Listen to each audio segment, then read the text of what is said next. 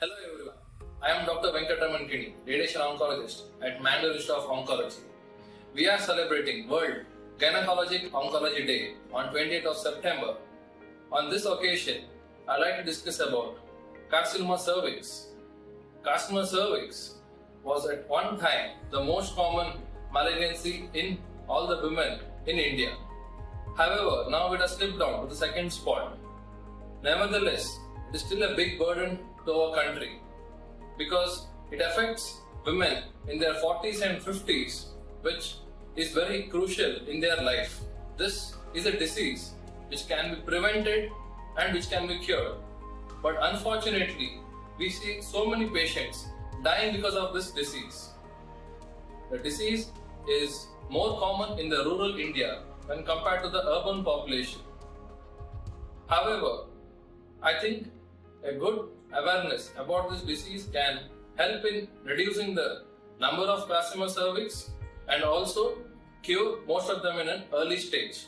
Main point is about personal hygiene.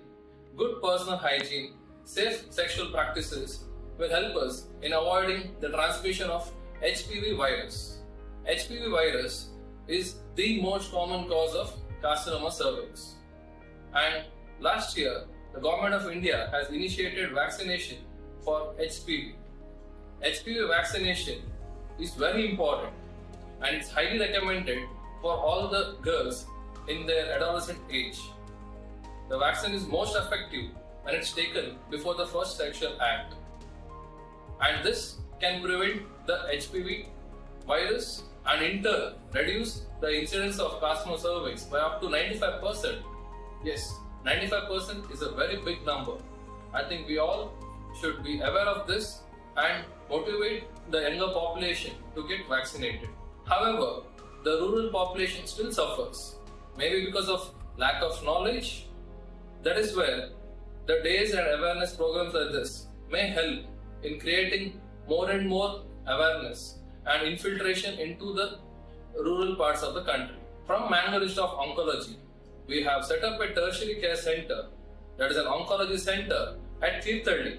Yes, Tirthali is towards the rural side of the country and we see a lot of patients suffering.